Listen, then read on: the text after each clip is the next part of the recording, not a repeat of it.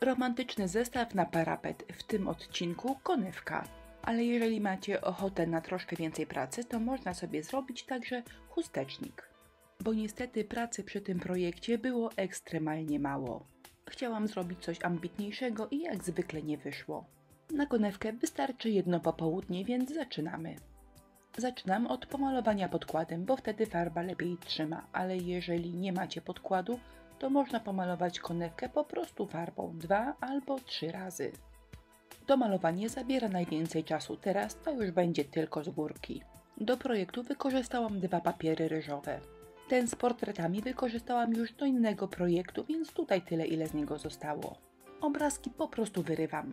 Wybieram 2 takie, które pasują mi do kwiatków z drugiego papieru ryżowego. Z przygotowaniem kwiatkowych ramek do przyklejenia jest więcej pracy. Od środka ramki głównie wyrywam, a na zewnątrz troszkę wycinam i troszkę wyrywam. Upraszczając opowieść, tam gdzie wycięcie nie stanowi problemu, rameczkę wycinam. I teraz te 2 elementy będę chciała skleić razem. Ja wybrałam taką kolejność, że najpierw przyklejam portret, a na portret przylepię rameczkę. Jeżeli uważacie, że odwrotna kolejność byłaby lepsza, to oczywiście Wasza praca i Wasza decyzja. Jak widzicie, środek ramki nie jest wycięty ani wyrwany idealnie. Zostaje trochę otoczki z papieru ryżowego, który przykrywa rysunek, ale myślę, że to wygląda ok.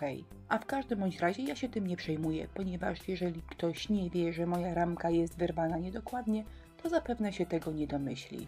Możecie wrócić do zdjęć konewki, które włożyłam na początek filmu.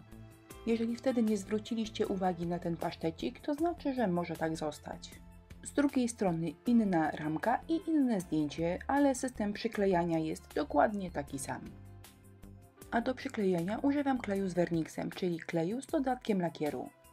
Klej ma kolor mleczny, ale po wyschnięciu staje się absolutnie przeźroczysty. Na górę jeszcze mały kwiatuszek i część z papierem ryżowym uważam za zamkniętą. Po wyschnięciu kleju całą konewkę dokładnie lakieruję jeden raz lakierem akrylowym matowym. Dla dobrego zabezpieczenia pracę warto polakierować kilkukrotnie. I dlatego lakierowanie powtórzę, ale to będzie na dalszych etapach pracy. Do pracy dodałam róż i musi on mi pasować po pierwsze do wstążeczki, a po drugie do papieru ryżowego. Przyda się kolor biały, czerwony, szary i beżowy.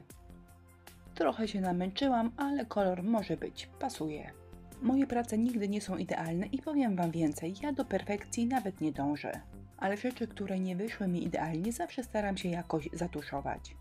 A do maskowania różnych niedociągnięć świetne są kropeczki. Dzięki nim nie będzie widać, że konewka na biało nie jest pomalowana perfekcyjnie oraz nie będą się rzucały w oczy brzegi papieru ryżowego. A zresztą to ja kropeczki lubię i uważam, że do tej konewki pasują. Pracę lakieruję, suszę i chcę Wam pokazać, że do tego projektu pasują chyba wszystkie koronki, które mam w szufladzie. Na początku założyłam, że użyję różowej, ale zobaczcie, białe albo beżowe pasują ślicznie. Falbankę przyklejam klejem na gorąco i obecnie moja praca prezentuje się tak. Wygląda ok i jeżeli nie lubiłabym powtarzania, to mogę ją uznać za skończoną. Ale w pracach robionych na bazie metalu, w tym wypadku na konewce, świetnie wygląda efekt emali. Pędzel szczecinowy i czarna farba akrylowa. I nasza nowa romantyczna konewka zaczyna wyglądać jak piękna stara romantyczna konewka po babci. Nie wiem, jak Wy lubicie takie zabiegi postarzania, ale ja uwielbiam i dla mnie taki drobny dodatek wygląda jak $1 000 000. Więc nie przyspieszam. Zobaczcie, w których miejscach robię obicia, a robię je tam, gdzie konewka w ramach normalnego użytkowania zostałaby uszkodzona. A wiekowa konewka prezentuje się tak. Listę wszystkich artykułów, które używałam w filmie, znajdziecie pod filmem, czyli w jego opisie. Wszystkim dziękuję za uwagę, zapraszam do naszego sklepu i na inspirello.pl.